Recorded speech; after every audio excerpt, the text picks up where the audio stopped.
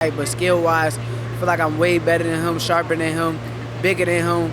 I'm probably stronger than him. People don't even realize that.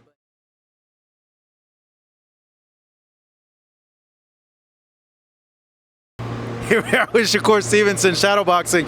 You're already in the spirit, man. A few weeks away still from your fight with Oscar Valdez. Give us a little camp update about how everything's going so far with preparation in this fight.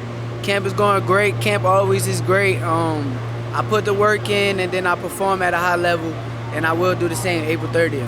When you're in this stage of camp, like, how are you approaching like preparation for this fight, and how are you like stepping it up in intensity little by little as we get closer to the fight? I mean, you want to step it up at the end of the day. You stick with what been working your whole career, and I feel like I've been doing what I've been doing, and whatever I've been doing is working. I'm undefeated. I put on great performances when I fight, and nothing is going to change. So I've been doing the same thing that I usually do, just upping it a little bit more. Yeah, but at the end of the day, I feel like every fighter gets me up. I feel like anytime it's a fight and you got to go in there and put your life on the line, I go in there with the same mindset with everybody. You take everybody serious. You can't sleep on nobody. So at the end of the day, this is just another fight for me. Wow, just another fight. It's a big fight, but I look at it like it's the same thing as all my other fights. I had to go in there and perform with Jamel. I had to perform with Toka Khan. I had to perform every other fight. So at the end of the day, I look at it the same that I look at them fights. It's a big fight, but I got to perform. Terrence is going to be there. Like, a lot of guys are going to be there at your fight. I really don't pay attention to the crowd. I look at it like it's sparring at the end of the day. I feel like I'm in the gym and I'm boxing and doing what I love to do. So I don't really pay too much attention to the crowd. I might see Terrence, give him a smile, or like I did my last fight. But other than that, I'm focused. I'm dialed in on the fight. I would imagine, though, if you're dominating the fight, you're going to give a little wink to Canelo, right? Yeah, I might. I don't know. We'll see. I think anybody would in that position. Yeah, I was laughing at Bud, my last fight. It's just because I knew what was going to happen, and I told him what was going to happen. So I kind of let him know in the ring. But at the end of the day, I'm going to be dialed in and focused on the fight. I will not make no mistakes paying attention to anything else besides Oscar Valdez. What have you told Bud that's going to happen in this fight? Let us know what you told him. I ain't really talked to him too much about this fight. I already told him before this fight what I was going to do to Valdez, and everybody going to see come April 30th. What are you going to do to him? Yeah, I just got to pay attention and see. I think the most challenging thing is that he don't take no for an answer. He don't got no quit in him. He going to keep trying throughout the whole night. And I think that's the biggest challenge as far as in the fight. But skill-wise, I feel like I'm way better than him, sharper than him, bigger than him. I'm probably stronger than him. People don't even realize that, but they'll see come April 30th. How do you rate his power? Do you think he's a big puncher?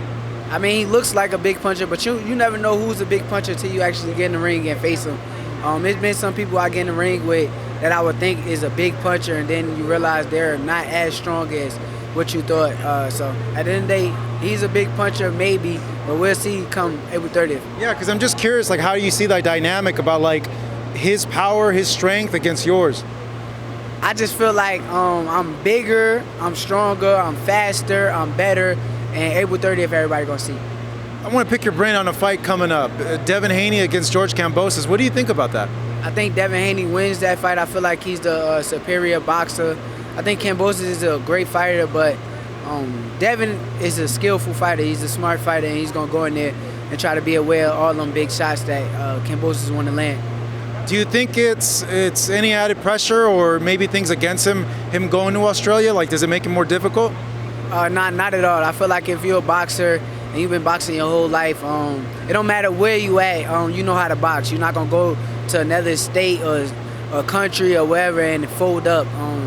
Especially like somebody like me. That's why I think of myself. So at the end of the day, I don't think nothing less for Devin Haney. The Olympic experience helps out a lot as well with you, you know, in terms of that also. You've been all over the world and performed and executed at the highest level. Yeah, but at the end of the day, like I said, boxing is boxing. If you do this every day of your life, you're going to go do this the same way that you do that in the gym. So at the end of the day, as long as he put the work in the gym, it should be just another night for him. I know you have a lot of respect for Devin. If he becomes undisputed, does that make that fight that much more attractive to you?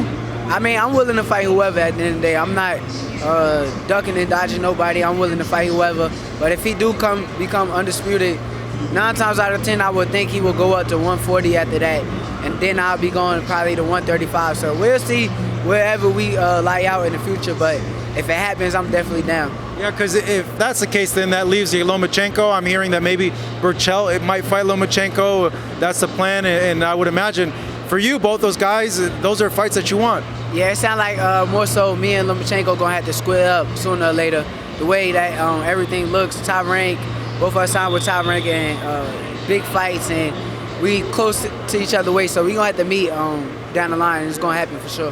What do you make of him staying in Ukraine, not fighting George because he wants to go ahead and defend his country? Like, what do you make of that whole situation? You gotta respect it. I feel like Lomachenko is a great human being outside of boxing, and what he's doing is definitely great, and I respect it. Yeah, man, it's a scary thing too. Yeah, for sure. Yeah, definitely. Yeah. Hey, man, Shakur, final messages, man. Let us know before we go ahead and catch up with you a few weeks from now. Tune in April 30th. Superstar is gonna be born. I'm definitely gonna put on an amazing performance, and I'm feeling great. Thank you so much for watching this video, and make sure to subscribe for more videos of your favorite fighters over here on Fight Up TV, and give us a follow online as well at Fight Up TV on Twitter and on Instagram. We appreciate it, guys.